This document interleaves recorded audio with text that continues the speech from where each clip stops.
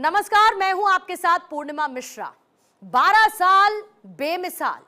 जी हां, प्रधानमंत्री नरेंद्र मोदी को केंद्र की सत्ता संभाले सिर्फ 12 साल हुए हैं।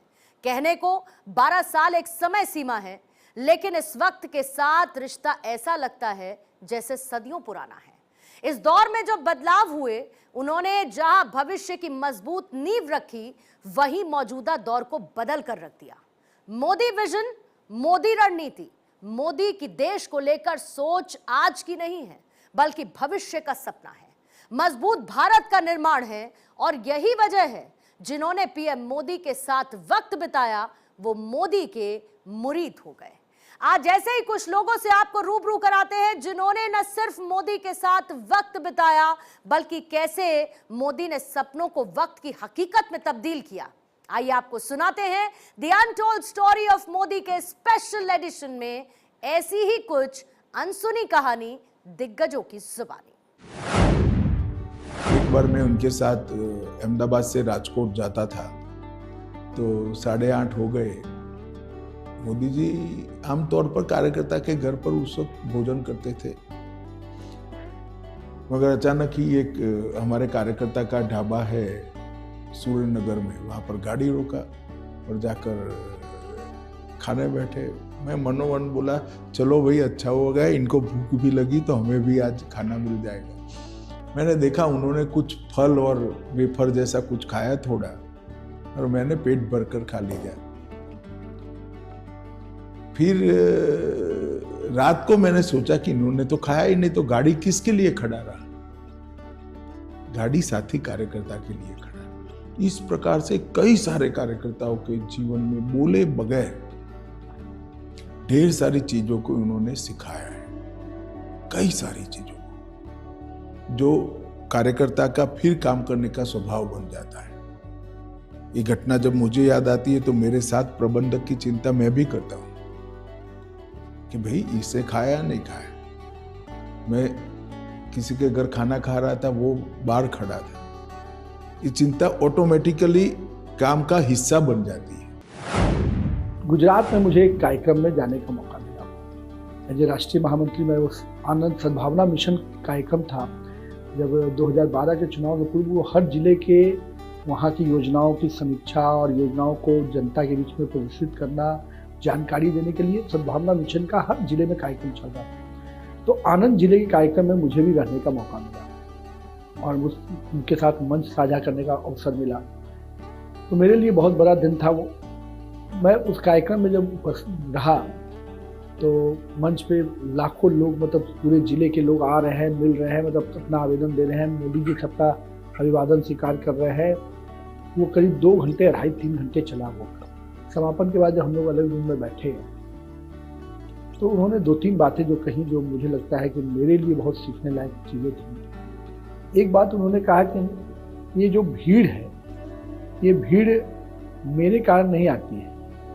गुजरात के लोगों का जो मोदी के प्रति भावना बना है, जो संबंध है, उसके कारण ये भीड़ आती है। तो ये कभी किसी को मुगालते में नहीं चाहिए कि मेरे कारण कुछ हो रहा है। आपने जिस प्रकार से लोगों के साथ अपनी भावनाएं जोड़ी हैं, उसी के प्रतिकार में आपको चीज़ें मिलती हैं। और जिस प्रकार से मैंने पूछा कि इतना भीड़ आता है हर जिले में, उन्होंने उसका जो जवाब दिया वो मेरे लिए बड़ा सीखने लायक था कि आप जब तक लोगों से जुड़िएगा नहीं, तब तक लोग आपके पास आएंगे नहीं। और मुझे लगता है कि एक बहुत बड़ा विषय था वहाँ के दृष्टि से, जो मुझे लगता है गुजरात में लोगों को, जो गुजरात का सेंटिमेंट है, जो नरेंद्र मोदी जी के साथ लोगों का जुड़ा हुआ है, वो अपने आप में अतुलनीय है। जब राष्ट्रीय अध्यक्ष डॉक्टर मुरली मनोहर जी जोशी थे, उस समय जो उन्होंने यात्रा की थी पूरे भारत की, उस दौरान उसके कन्वीनर के रूप में मोदी जी ही दायित्व निभा रहे थे। उस समय उनसे हमारी भेंट झांसी में हुई थी, और झांसी में जोशी जी के बोलने के पहले उन्होंने 1-2 मिनट 4 मिनट तक अपने भी विचार व्यक्त किए थे। और मैंने देखा कि उनको विषय को प्रस्तुत करना और उनकी बोलने की शैली, ये सब बहुत ही प्रभावी थी। ऐसा मैंने अनुभव किया। तो मुझे लगा कि जो बीजेपी की लीडरशिप है, उसमें कोई एक फ्यूचर है तो मोदी जी है। मेरे मन के अंदर उसमें भाव पैदा हुआ।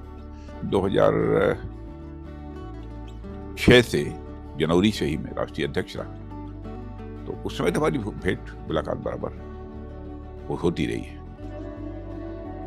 और मैंने उस समय भी राष्ट्रीय कार्यकारिणी के में भी देखा कि उनके सुझाव बहुत ही उपयोगी हुआ करते थे, बहुत ही सटीक और सांगठनिक दृष्टि से भी जो कि प्रासंगिक कहे जाएं, ऐसे सुझाव उनके हुआ करते थे। पर्सनल डिसिप्लिन का जहाँ तक सवाल है, इलेक्शन कैंपेन समाप्त हुआ, समाप्त होने के बाद फिर वो आए हमारे यहाँ, मैं सोखा रोड पर रहता था रेजिडेंस पर, अध्यक्ष जी आपको अपना रिपोर्ट कार्ड देने आया हूँ, मैंने अपना कैंपेन का काम पूरा कर दिया जो दायित्व तो आपने दिया था।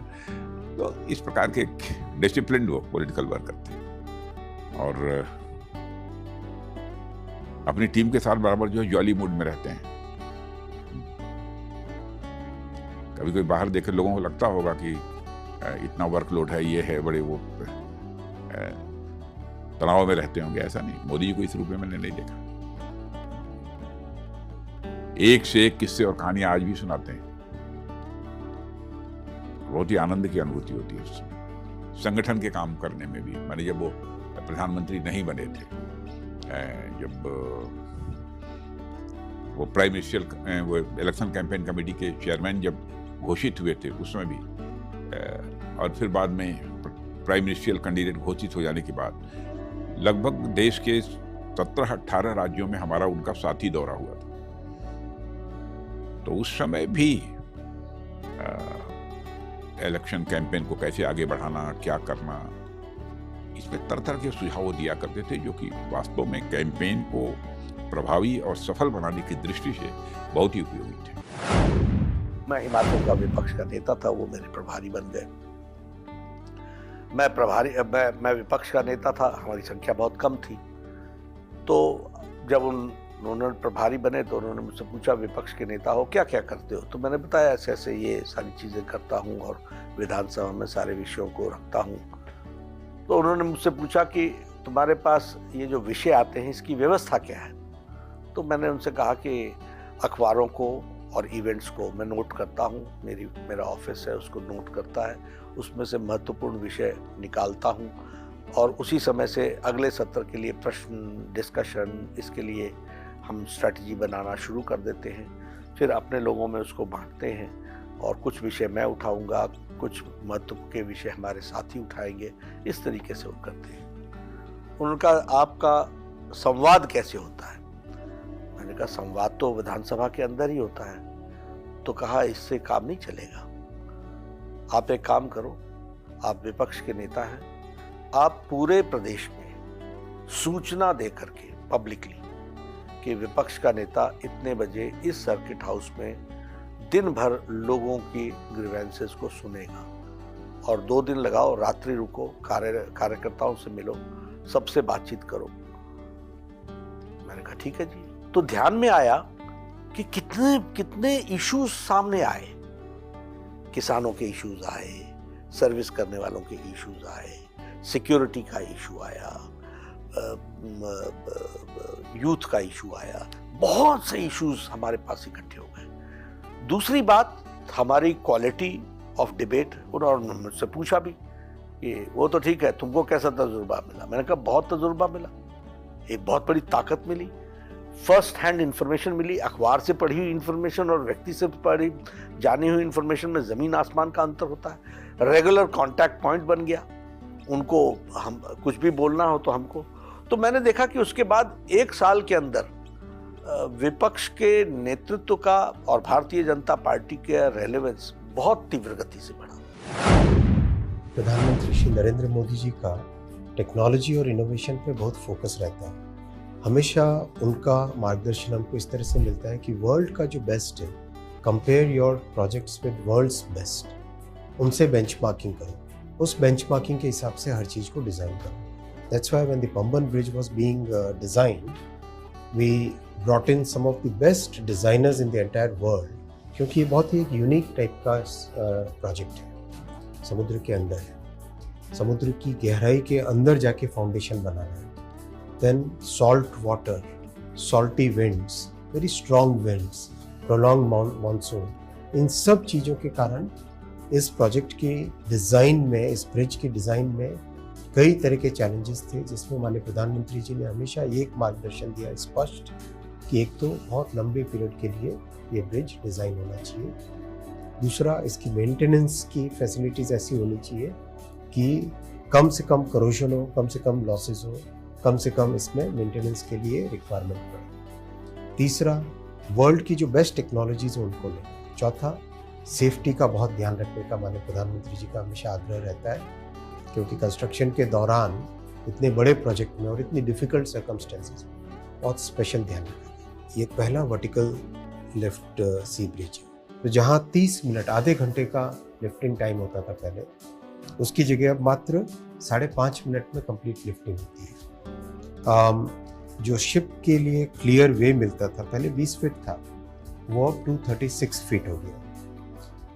टोटल ब्रिज की लेंथ करीब 2 किलोमीटर से ज़्यादा है, 2.1 किलोमीटर है, और इसके ऊपर जो ट्रेन की स्पीड रहेगी वो भी अच्छी स्पीड रहेगी। तो ओवरऑल इस तरह की टेक्नोलॉजीज इसमें उपयोग में की गई है। देश के ऐसे बहुत से हिस्से हैं, बहुत सारे क्षेत्र हैं जहाँ पर वर्षों से लोगों का एक एस्पिरेशन था कि रेलवे, हाईवे, टेलीकॉम, हर तरह की कनेक्टिविटी पहुँचे। ये प्रधानमंत्री श्री नरेंद्र मोदी जी का स्पष्ट विजन है कि हमें हर क्षेत्र तक कनेक्टिविटी को पहुँचाना है।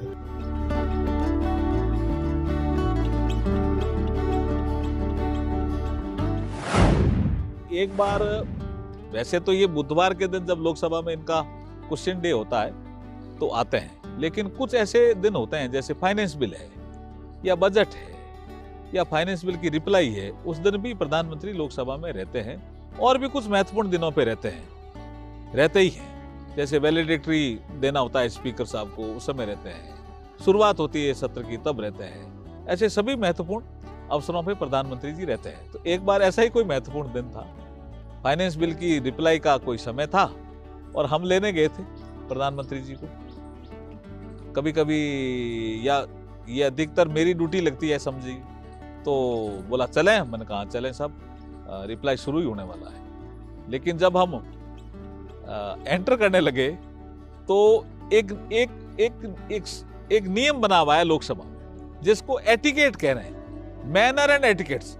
कोई नियम नहीं है, लेकिन एक हमें ये दिया जाता है कि संसद के अंदर, लोकसभा के हाउस के अंदर कैसा आचरण करना, तो उसके एटिकेट और मैनर की एक किताब है, वो मुझे लगता है साहब ने पढ़ी होगी। तो उसमें लिखा हुआ है कि कोई सदस्य बोल रहा है तो उसको क्रॉस करके नहीं जाना।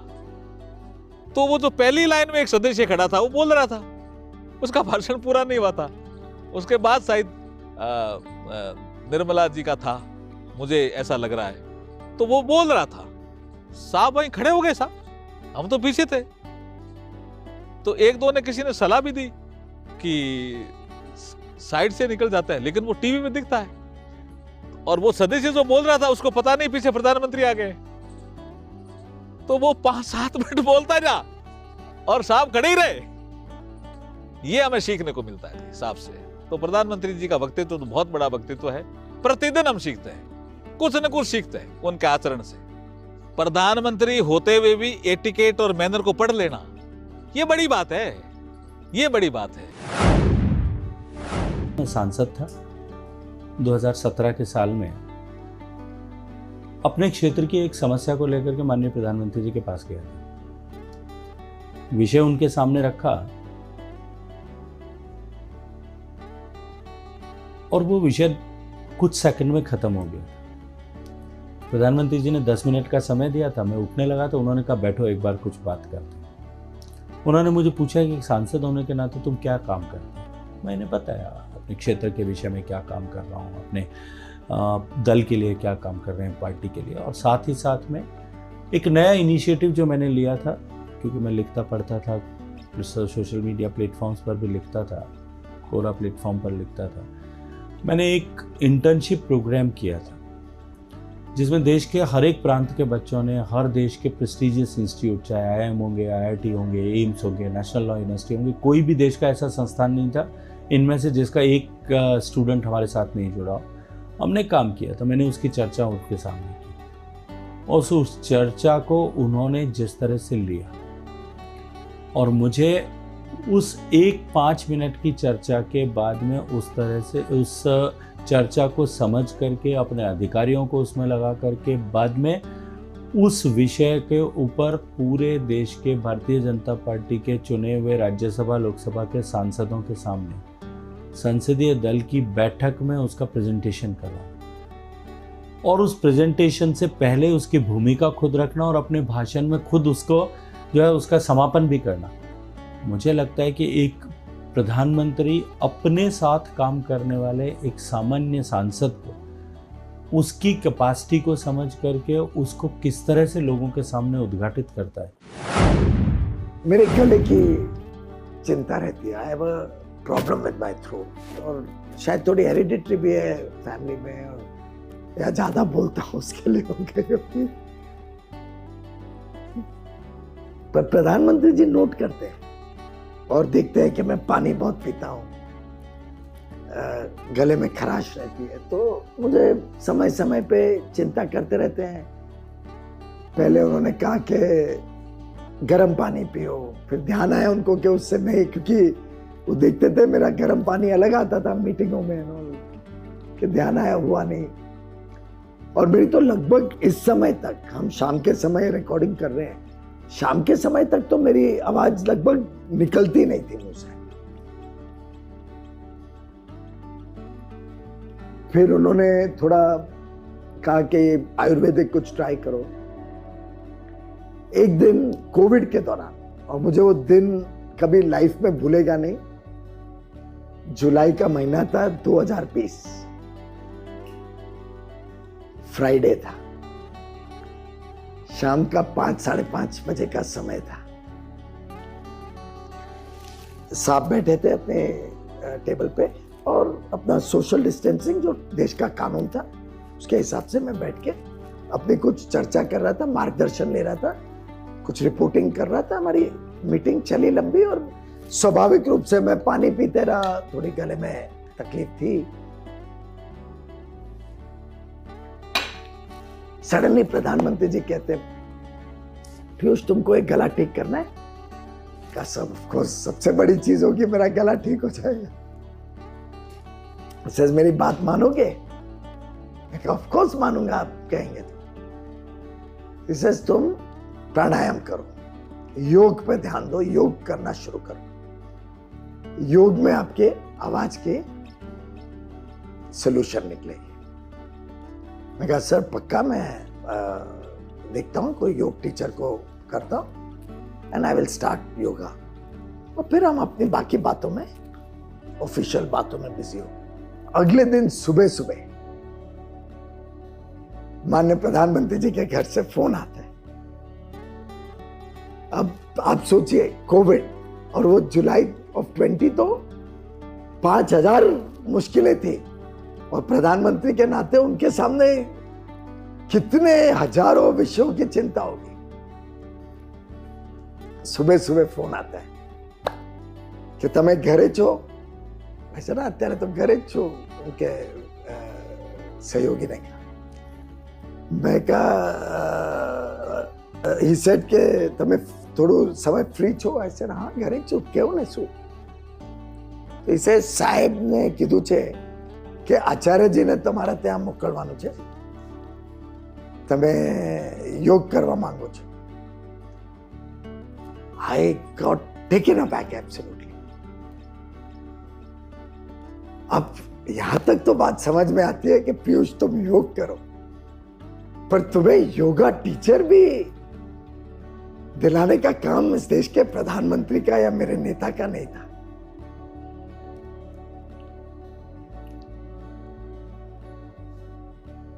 और वो भी उनका सहयोगी पूछ रहे, तमने फावसे अर्धो कलाक में आचार्य जी आवे तो। आई सेड मैं गाड़ी भेज देता हूं लेने के लिए। ई सेड कि नहीं, वी विल अरेंज। तो किस देश का प्रधानमंत्री आपकी चिंता करेगा कि आपका गला ठीक करना है? 2 नुस्खे नहीं चले तो तीसरा नुस्खा बताएगा, और अगले दिन आपको टीचर भी भेजेगा।